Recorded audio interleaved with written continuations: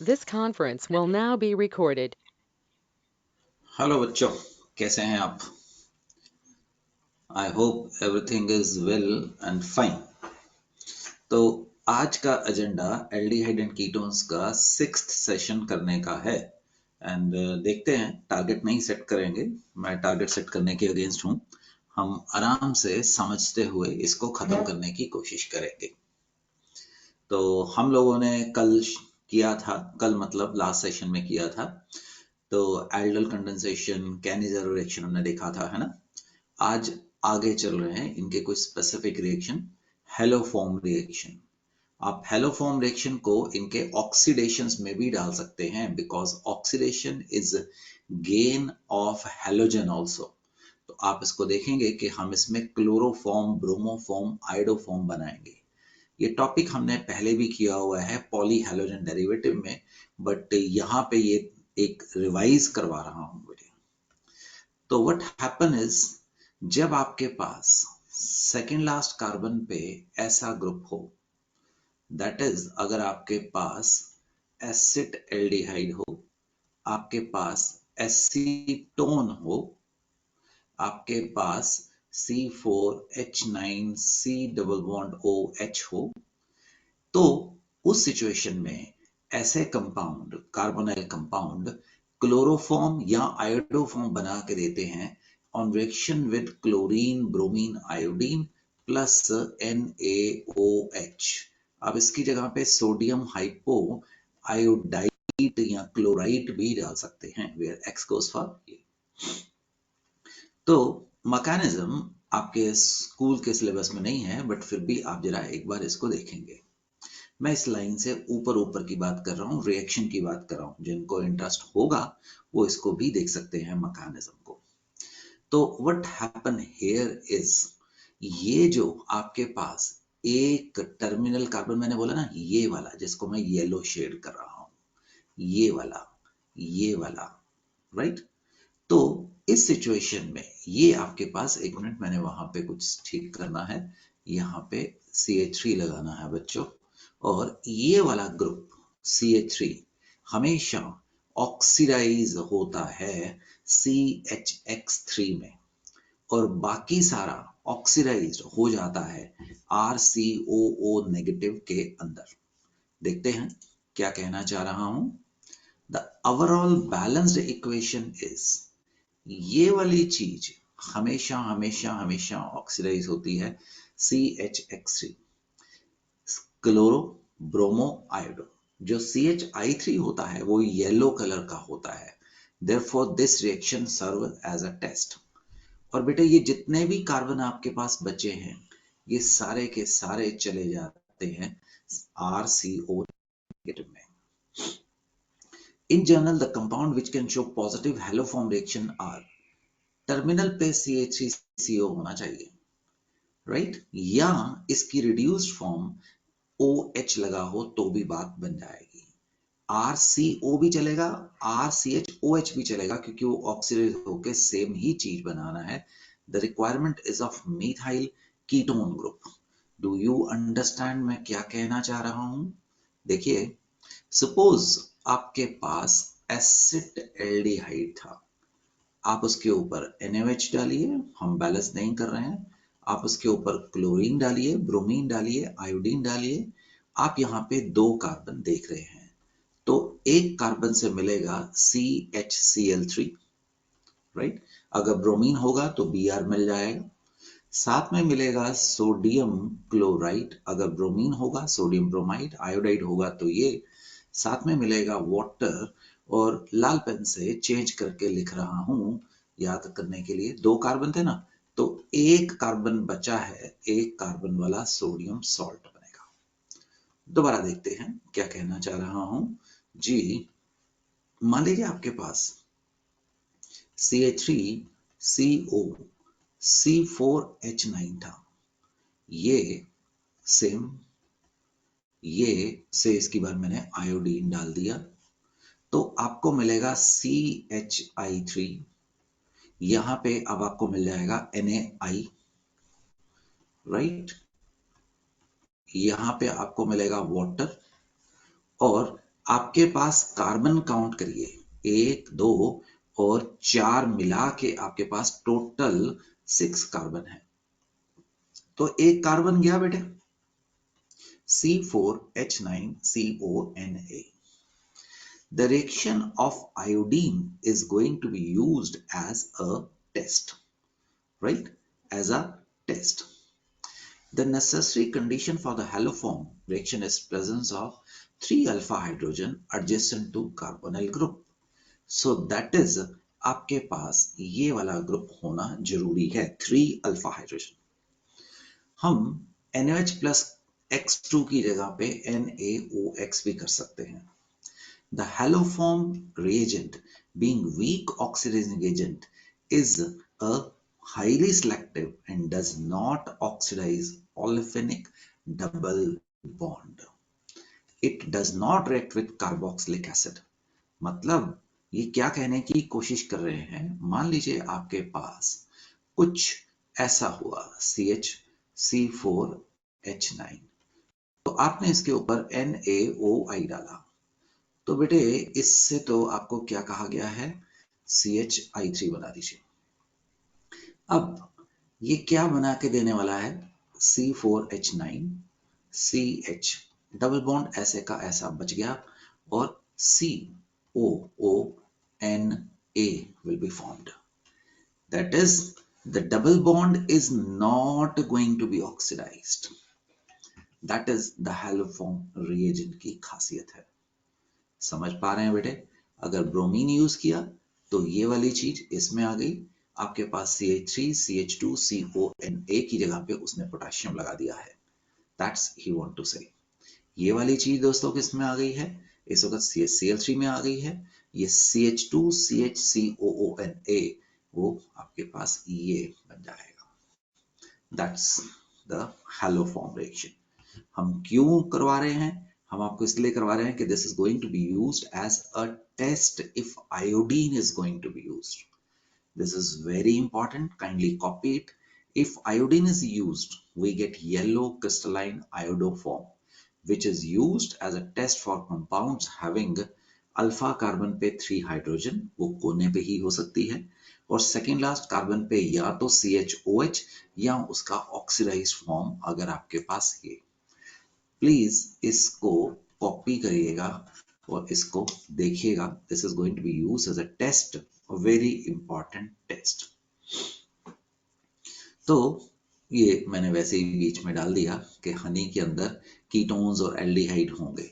Glucose is going to be aldehyde group वाला होगा, fructose ketone वाला होगा। ये हम आपसे बायोमोलिक्यूल्स में जाके डिस्कस करने वाले हैं। तो आगे बढ़ते हैं बेटे। मैंने कहा था कि हम चैप्टर के एंड की तरफ चल रहे हैं। ऑक्सीडेशंस एंड रिडक्शंस आपके 2 रिएक्शंस बचे हुए हैं, तो बढ़ते हैं oxidations. Remember, haloform reaction is also oxidation. Why oxidation? Because अगर आप चेंज देखेंगे तो हमने इसमें आयोडीन या इसमें हमने ऑक्सीजन डाल दिया है, ब्रोमीन या आयोडीन डाल दिया। So this is also an oxidation. मैंने इसका मैकेनिज्म आपसे डिस्कस किया हुआ है पॉलीहैलोजन डेरिवेटिव में। ऑक्सीडेशंस आपको काफी चीजें रिपीट होती हुई नजर आएंगी, द रीजन बीइंग कि हम इसको पहले देख चुके हैं। बस मैंने 5 या 6 रिएक्शन बहुत इंपॉर्टेंट कराने हैं। आई विल राइट बेटे यहाँ पे मोस्ट इंपॉर्टेंट टॉपिक आने वाला है और आसान है, छोटा है। Aldehydes can be easily oxidized to acids by using following few mild oxidizing agent. These 5 reactions also serve as a test for aldehyde. Tollens reagent, इसको सिल्वर मिरर टेस्ट बोलेंगे। फैलिंग और बेनेडिक्ट सॉल्यूशन, इनकी chemistry भी same होगी, दोनों में लाल रंग का कंपाउंड भी बनेगा, और ये एरोमेटिक एल्डिहाइड्स बेंजल्डिहाइड को रिएक्शन नहीं करवाएंगे। शिफ्स रिएजेंट, ब्रोमीन वाटर। मैं चाहता हूं कि आप इसको अभी रफ में कॉपी करो एज सच। कॉपी करने का मतलब स्लोली आपके दिमाग में से जाएगा और आप इसको समझ पाएंगे। कॉपी करो इंपॉर्टेंस की वजह से। पॉज कर दो, कॉपी करो, फिर अगले पेज पे आओ।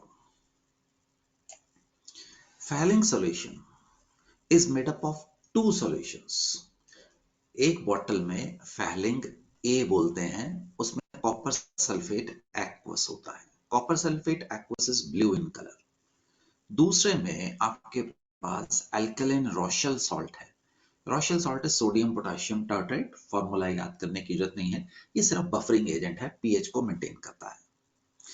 अगर आप एल्डिहाइड्स के ऊपर Rochelle salt that is copper यहां से आया, OH नेगेटिव यहां से आया, डालेंगे तो aldehyde will be oxidised to carboxylate. बेटे क्यों? क्योंकि बेस है तो सॉल्ट बनाएगा। साथ में आपको रेड प्रेसिपिटेट मिलता है CO2O क्यूप्रस ऑक्साइड का। तो अगर आपको सस्पेक्टेड है कि एक एल्डिहाइड एक कीटोन है, तो आप दोनों टेस्ट ट्यूब में एक सॉल्यूशन, एक में दूसरा, उसमें फैलिंग ए लीजिए एक बूंद, फैलिंग बी लीजिए, उनको मिक्स करिए और इनमें से दोनों को मिक्सचर को एक एक ड्रॉप आप दोनों टेस्ट ट्यूब में डाल दीजिए, जिसमें आपको थोड़ा शेक करने के बाद रेड कलर आएगा। That is going to be the aldehyde, other is going to be the ketone होगा। कीटोन्स रिएक्ट नहीं करेंगे। बेनेडिक्ट सॉल्यूशन की केमिस्ट्री बिल्कुल सेम है, सिर्फ बफरिंग एजेंट सोडियम सिट्रेट आ जाता है रेदर देन रोशेल सॉल्ट। और केमिस्ट्री में रिएक्शन में कोई फर्क नहीं है, दोनों में हमें रेड प्रेसिपिटेट मिलता है। राइट? रेड प्रेसिपिटेट किसका मिलता है? CO2O। बेनेडिक्ट में हमें किस चीज का रेड प्रेसिपिटेट मिलता है? CO2O। किस एल्डिहाइड कीटोन के टेस्ट में रेड कलर आता है? फैलिंग या बेनेडिक्ट?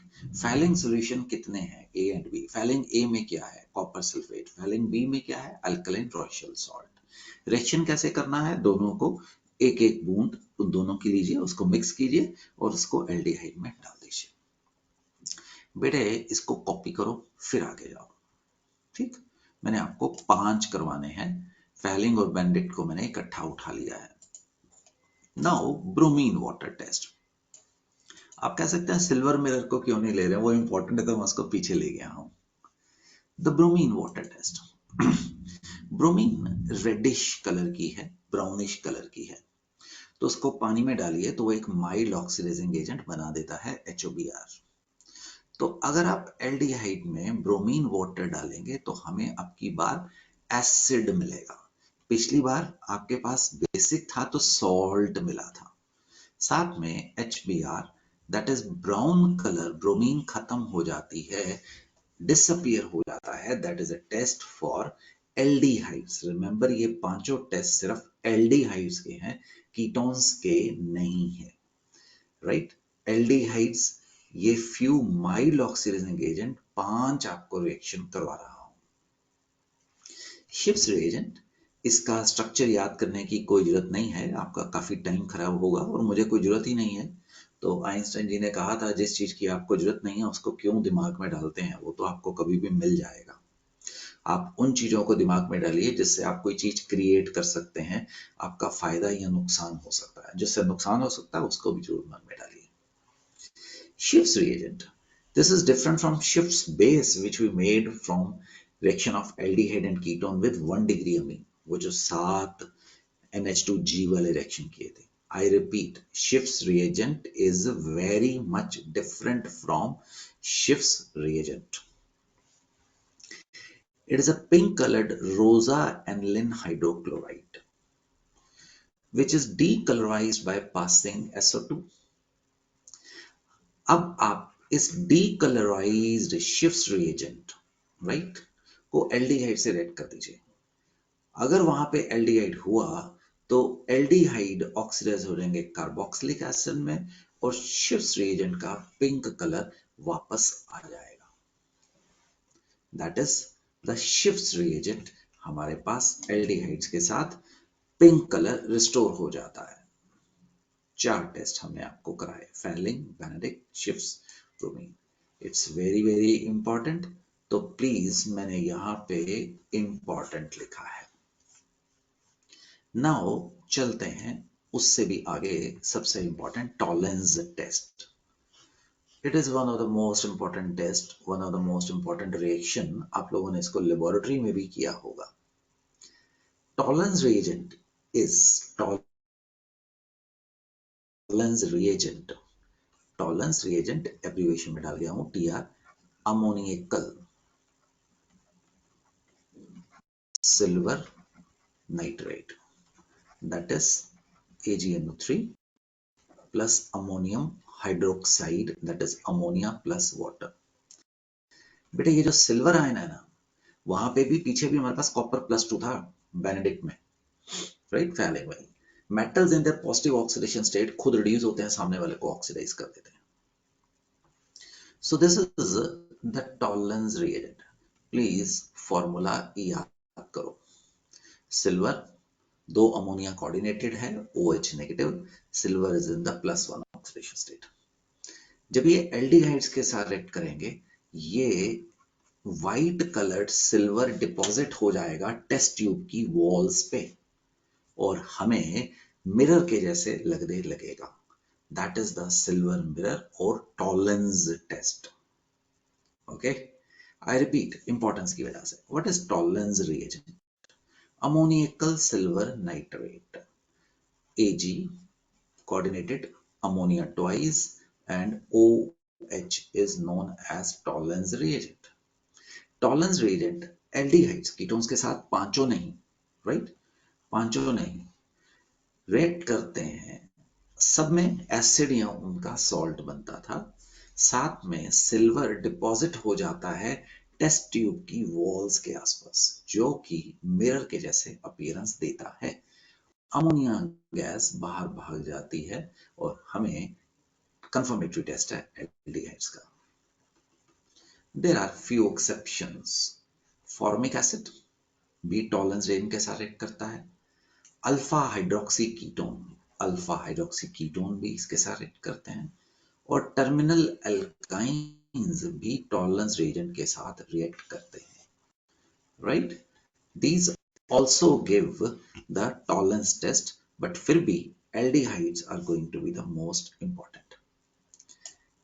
Tolerance reagent भी, it's a selective reagent and does not attack the olefinic bond। Reaction तो सेम है, मैं पीछे से लेके आऊं।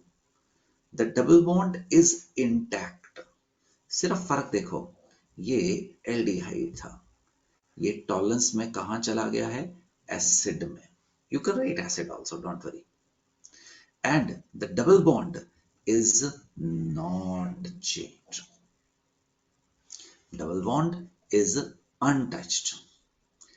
Remember, Fehling Benedict do not oxidize aromatic aldehydes unless we have electron withdrawing group at ortho para position। याद रखना, electron withdrawing group की प्रेजेंस ऑक्सीडेशन में हमेशा मदद करती है। तो अगर आपके पास अकेला CHO था फर्स्ट में और आपने बेनेडिक्ट या फैलिंग डाला, कुछ नहीं हुआ। बट अगर आपके पास नाइट्रो ग्रुप लग गया, ortho and para, why ortho and para? Resonance सिर्फ ऑर्थो और पैरा पे होती है। तो ये महोदय ऑक्सीडाइज हो गए एसिड में और आपके पास रेड कलर प्रेसिपिटेट आ गया। जो आपके पास ये वाला था जो हमने पीछे किया, silver nitrate Tollens test, do not oxidize a carbon-carbon double bond। Benedict and Fehling do not oxidize aromatic aldehyde। अगर उसमें ऑर्थो पैरा पोजीशन पे इलेक्ट्रॉन विड्रॉइंग ग्रुप लगे हों तो ऐसा हो सकता है। हमने आपको 5 रिएक्शन करवाए, बेनेडिक्ट, फेलिंग, दोनों में क्या मिलता था?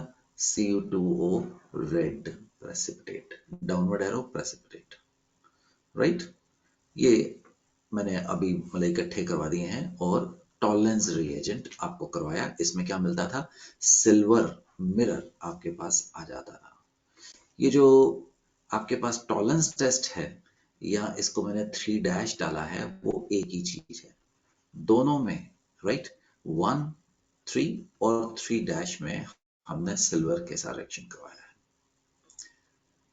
द ब्रोमीन वाटर और chlorine water, bromine water test है, अदरवाइज ये टेस्ट नहीं है। इवन अगर आपने यहाँ पे NaOBr डाला तो आपको NaBr मिल जाएगा, that can also be use as a test. But जो मैंने 5 रिएक्शन लिखे हैं बेटे, आपको उसको याद रखना है।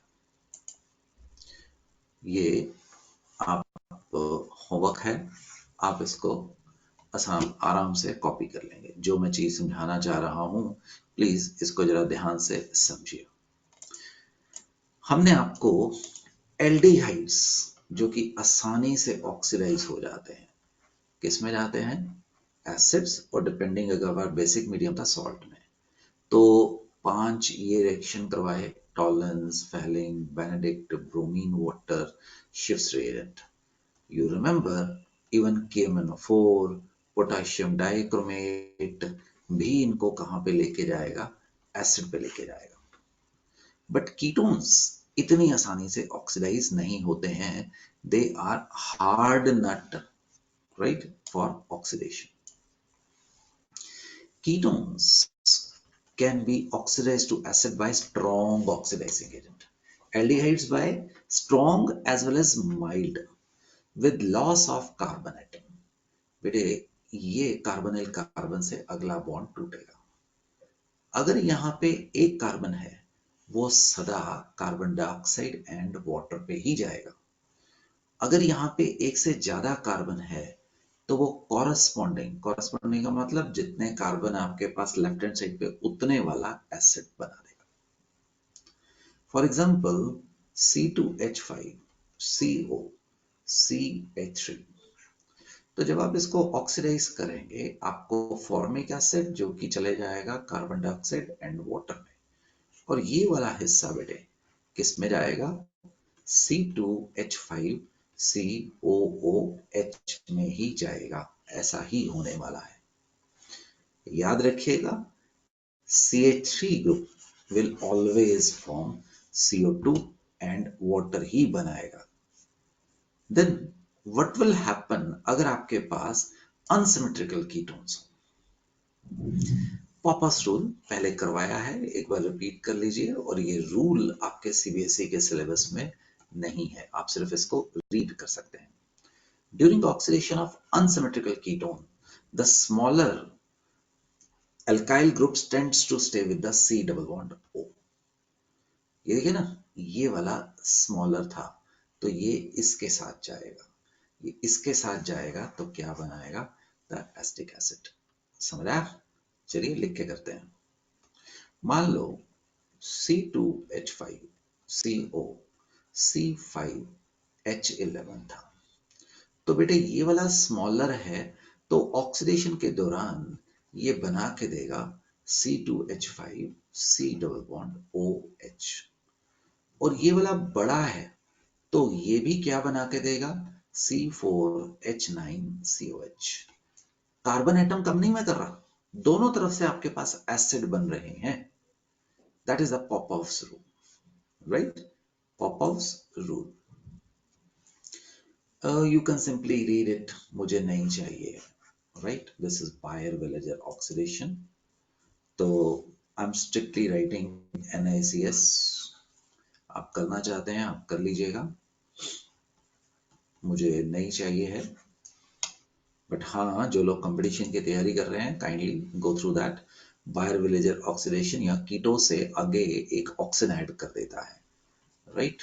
इसको कॉपी कर लीजिएगा, हालांकि आपके सिलेबस में नहीं है। तो what are we doing son? We are doing reactions of aldehydes and ketones, और हम इनको ऑक्सीडेशन में से निकले हैं। ऑक्सीडेशन में मैंने आपको 5 इंपॉर्टेंट एल्डिहाइड के रिएक्शन करवाए हैं, बाकी सारे हमने आपको पहले करवा चुके हुए हैं। कहां पे? अल्कोहल्स की फैमिली के अंदर।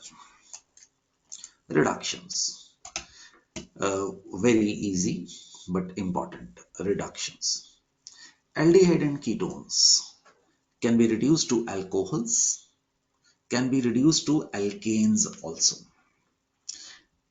Alcohols में तो हम method of preparation of उसमें आपको करवाए हैं, method of preparation for alcohols में।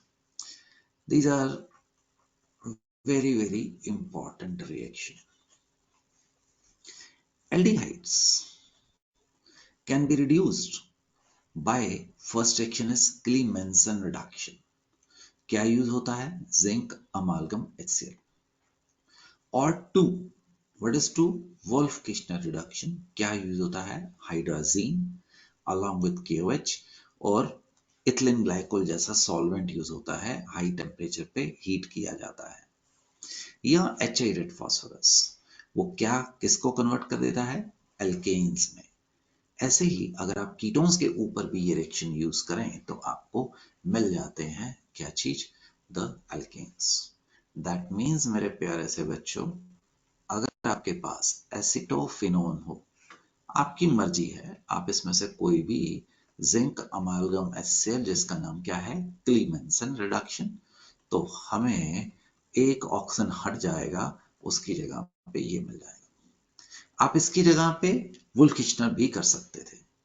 अगर आपके पास एसीटोन हुआ, लेट इट बी, अब की बार वुल्फ-किश्नर कर जाते हैं हाइड्रोजीन along with KOH, ये सॉल्वेंट है इथिलीन ग्लाइकोल, और हीट कर देते हैं तो आपको डबल बॉन्ड O हट जाएगा, loss of oxygen, gain of hydrogen, complete reduction, alkane पे आप आ जाएंगे.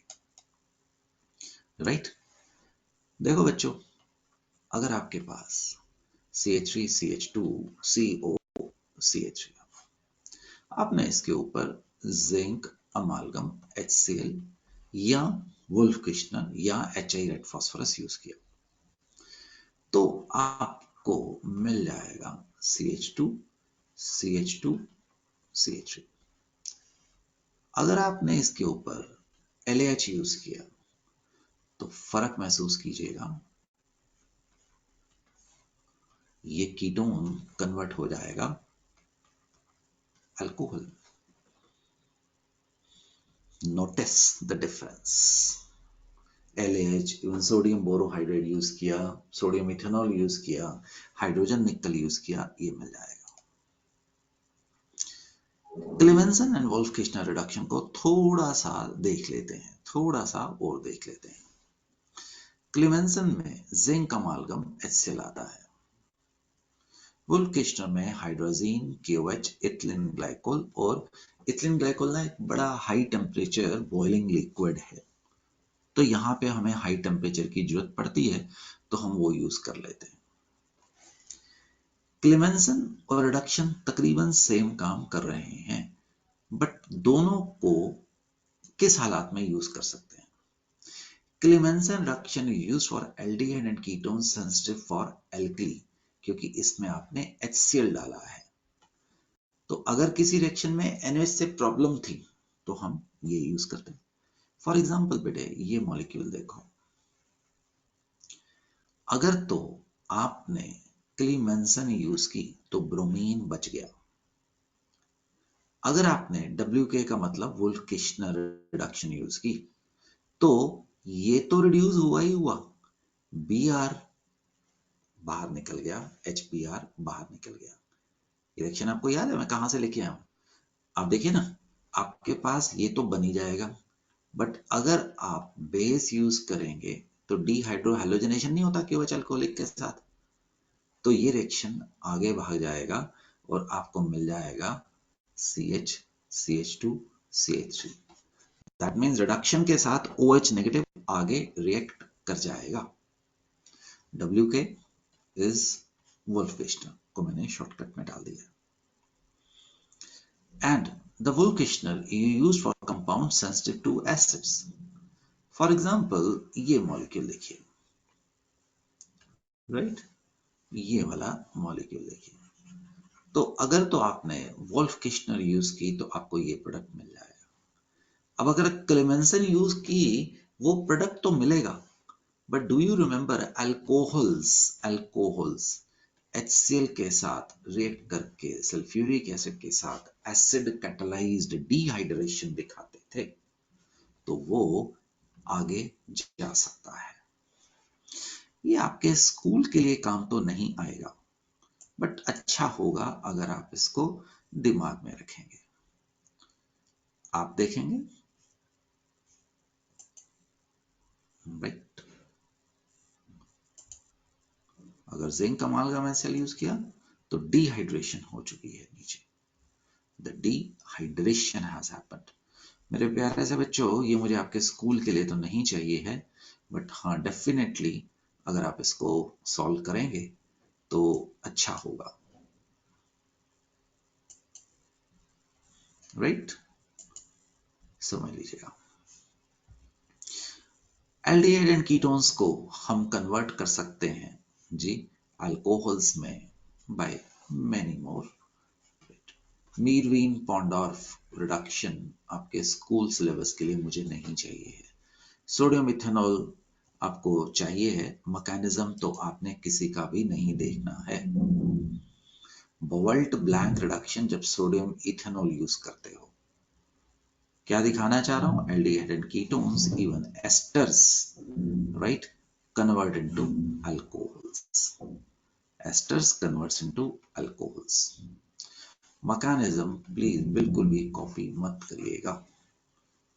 हम आपको LH के साथ रिएक्शन में डिटीरियम वगैरह के साथ हम आपको दिखा चुके हैं। प्लीज इसमें टाइम खराब मत करिएगा। अगर आपके पास समय हो तो इसको बस रीड कर लीजिएगा, वो डिपेंडेंट होता है कि कौन से महीने में आप प्रैक्टिस कर रहे हो। Already has been discussed, right? Already has been discussed. LH, LAH और हाइड्रोजन निकल में डिफरेंस, प्लीज गो। ये बस रिएक्शन देखना, वो भी आपके स्कूल के लिए मुझे नहीं चाहिए है। मैकेनिज्म मैंने कर दिया है बेटे, तो मुझे चाहिए तो नहीं है, बट फिर भी आपको सिर्फ दिखाने की कोशिश कर रहा हूं कि ऐसा है। अगर आपके पास समय होगा तो देख लीजिएगा, अदरवाइज नहीं होगा तो प्लीज बेशक इसको छोड़ दीजिएगा। तो ये मैं क्यों कर रहा हूं? क्योंकि बस दिखाने की कोशिश कर रहा हूं मेरे बेटे। पॉलीमराइजेशंस इंपॉर्टेंट है, इवन आगे भी काम आएगा, और मेमोरी बेस्ड है मेरे बच्चे। When aqueous solution of formaldehyde is heated, it converts into white crystalline solid called paraformaldehyde. जब मैंने CTM लिखा था उसका मतलब ये मत करना कि रट्टा मारो चल चल के, लिख लो आंखें बंद करके फॉर्मेल्डिहाइड को इवेपोरेट टू ड्राइनेस, हमें पैराफॉर्मेल्डिहाइड मिल जाएगा, व्हाइट क्रिस्टलाइन सॉलिड। उसी फॉर्मेल्डिहाइड को अगर हम concentrated sulphuric acid room temperature पे रखते हैं तो ये एक हमारा ट्राइमर बना देता है। देखिए बेंजीन के जैसे हमने यहां पे, राइट, देखो मैंने क्या किया,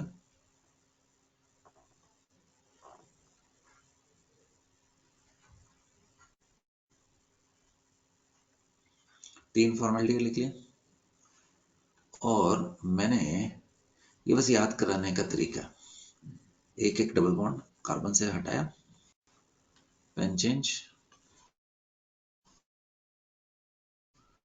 और इनको आपस में बांध दिया।